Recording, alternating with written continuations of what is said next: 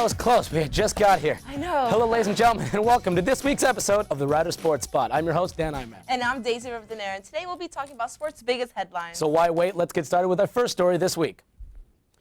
After a long tenure in the NBA, two-time MVP Steve Nash has been diagnosed with nerve damage in his back after trying to recover and make a comeback for this coming NBA season, having played only 65 games in the last 2 years with the Los Angeles Lakers. Lakers organization announced that the 40-year-old is likely to miss the entire 2014-15 season. Nash has made hints suggesting that this season would have been his last as a player. The point guard hopes to see some playing time this year and end his basketball career on his own terms.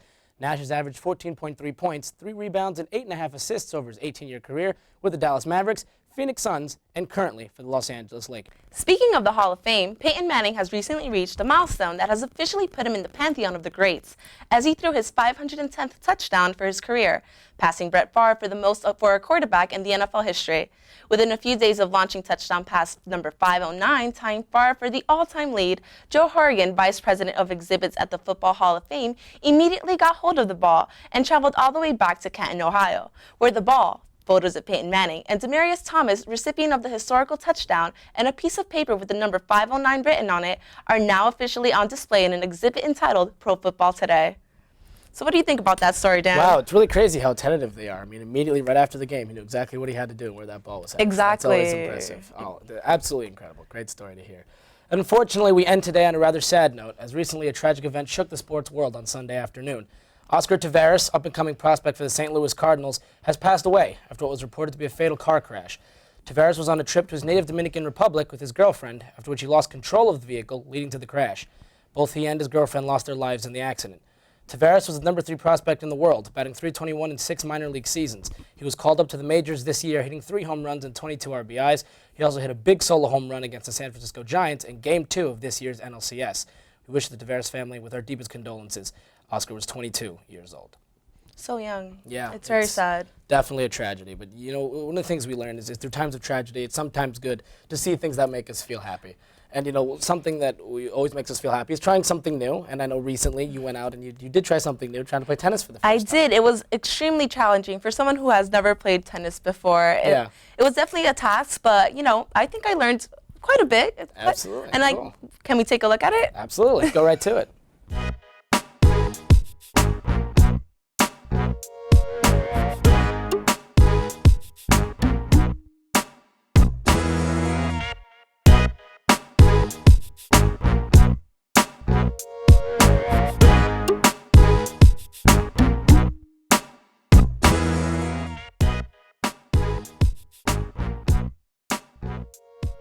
So when you're holding the racket, you could just hold it like this and straight. It would be the beginner. And then you could move it right or left. I personally move it left because it gives me more strength when I'm doing the top spin, which is just a kind of stroke that you do when you're more advanced. So that's how you could hold the racket. So I would just start like that for you. Okay. Then when you're hitting the strokes in all of them, you should move to the side because you want to, when you're hitting it, you want to move your hip to give it more strength when you're hitting the ball. So you would do like that if you're going for the right one, and then you would move like this for the left one. Now that you've passed the first test, we're gonna go to ground strokes. We're gonna do a forehand and a backhand. So we're gonna let the ball bounce, and then just to feel the movement, we're gonna go right, and then we're gonna do the same thing on the left. Bounce the ball and go left. Okay. All right, sounds good. Do you do it with one hand? You can do it with 2 hands if you want. I think it's more comfortable to do the forehand with just 1 hand, and then the backhand with 2 hands. It gives it more power. Okay, sounds good. Okay, so I'm going to show you first, and then you can do it.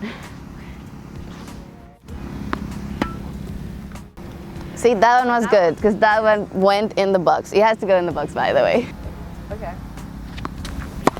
Oh, it went somewhere. That was certainly an interesting video, watching you there. You sort of seemed to nail it a little bit towards the end there. Definitely not. It was very difficult to play tennis. Isabella made it look very easy, but yeah, she did. She was very patient with me, but it was definitely a challenge, a task to keep playing tennis with her. But let's get into our next story, where Kyle Boris goes into talking about 2 different athletes in 2 different sports and how they are a lot closer than we think. Here's Kyle Boris with Kyle's Connections. Derek Jeter, Kobe Bryant, 2 legends of their respected sports. You may know everything about them, but the two are actually connected and are much closer than one might think. Derek Jeter, New York Yankees, number 2. Number 2, Dr. Evil, bring it to Mike Myers, now Mike Stanton, now Giancarlo Stanton. Florida Marlins, now Miami Marlins, Billy the Marlin, Mr. Met, Philly Fanatic, Philadelphia Phillies Ryan Howard, Ryan Braun, got him caught on steroids, Jose Canseco, Jose Reyes, Jose. Shortstop, stop and go, route runner, that's Calvin Johnson, Megatron, Tron Legacy, starring Olivia Wilde. Wildcat, bring it to Tim Tebow, time out, referee, whistle blown out, right out of football, bring it to Ray Rice, Ray Lewis, Baltimore Ravens, quote the Raven, nevermore. Lance Moore, Pittsburgh Steelers, Philip Rivers, Crimea River, Justin Timberlake, Lake Michigan, Michigan State, Detroit, Michigan, Detroit Pistons, Kyle Singler, who was born in Oregon, headquarters of Nike, Just Do It, just signed Kevin Durant, OKC Thunder, bring it back to the Seattle Supersonics, Sonic the Hedgehog, Hogwarts, Harry Potter, J.K. Rowling, JK, just kidding, Jason Kidding, Brooklyn Nets, to the Milwaukee Bucks, Buccaneers, Tampa Bay, Skip Bayless, Stephen A. Smith, first take, first place, division title, conference championship, We Are the Champions, sung by Queen, Gotta Have a King, King James, James Harden, hard in the paint like Shaq, like Shaquille O'Neal, who won 3 NBA titles with none other than Kobe Bryant. Whoa. Wow, that's certainly, who knew? So Kobe Bryant and Derek Jeter are actually connected. All it took was all of that, and they are definitely closer than I thought they'd be. It's definitely interesting. But speaking of Kobe Bryant, we have a very interesting segment coming in today by our own Benedict Odita. Here's 30 Seconds with B. Welcome to 30 Seconds with B. I'm Benedict Odita, and here we're going to talk about the unusual side of sports. Don't worry, it's only going to take 30 seconds. You can time it. Our story today goes to the NBA superstar Kobe Bryant.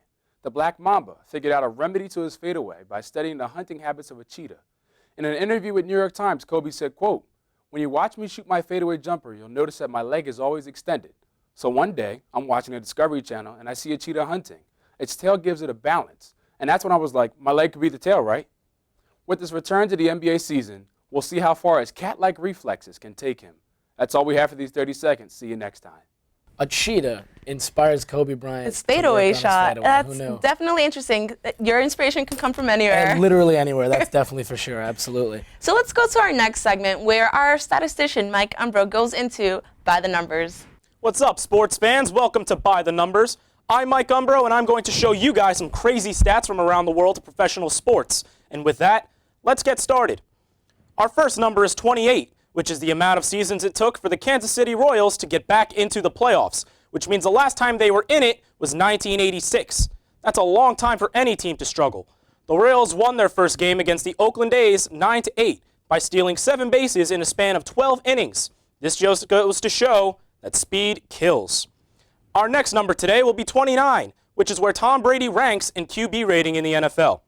Through the first 4 weeks of the 2014 season, Brady holds a very subpar 79.1 QB rating, which is the lowest of his entire career by a landslide.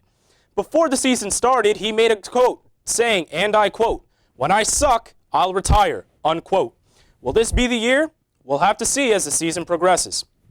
Our last number will be 2,743, which is the amount of games played by the one and only Derek Jeter in his entire career, all with the New York Yankees. Jeter batted .350 or higher in 4 World Series appearances, the only MLB player in history to do so. And he has made the playoffs every year of his illustrious career, except unfortunately the last 2 seasons. Not to mention he is the only player besides Lou Gehrig to be 500 wins over 500. There is no doubt that Jeter was an icon to Major League Baseball and an overall class act. Captain, we're going to miss you. That's all we have today for By the Numbers. I'm Mike Umbro, and thank you for watching. Thanks so much, Mike. Wow, I mean, so many stats, so many numbers I don't know what to do with. I can't imagine managing all that. That's why I love sports. Like, there's so many numbers, it means so many things. Oh, it's crazy. It's crazy how much just stuff is going on. But moving on to our next segment today, we've heard a lot about basketball and baseball and every sport in between, but how about a little bit of hockey, right? We have our very own Andrew Sajak with our player spotlight for Ryder Hockey. This injury happened when I was playing for my hometown team, the Long Island Rebels, and we were on an away game, and it was in New Jersey. On the starry night of September 26th, at the Laux Ice Arena, the puck was dropped as the 2014 Rider University hockey team slapped off their season. The players were all ecstatic to get on the ice, except for one, unlucky freshman who could not skate on the ice just yet.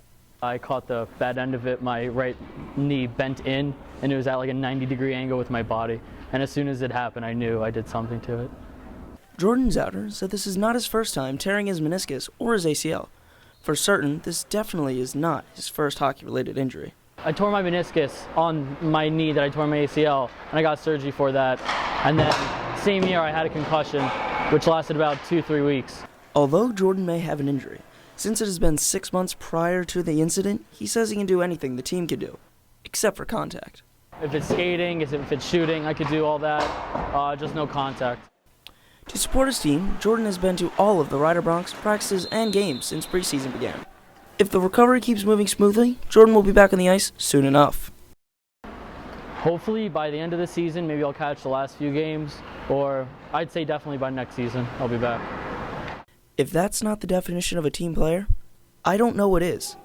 I'm Andrew Zajac, reporting for Rider Sports Spot. Greetings all, and welcome to this segment of Triple Threat. This is Brandon Merchant, and I'll be your host this evening, asking contestants sport-related questions to test their knowledge of the sports world. At the end of the game, contestants with the most points will win. Now let's meet our contestants. I'm Mike, and I'm a sexy beast. I'm Ryan, and I have on a Vineyard Vine shirt. I'm Isabella, and I'm from Colombia. Great to have you guys on the show, and I wish you guys the best of luck. Thank you. Now, the rules are simple. I will ask you a question, and you answer them. The first question is worth 1 point, the second question is worth 2, and the third is worth 3. The player with the most points at the end wins, and they get to do a handshake, as a little treat for you guys. So let's play Triple Threat.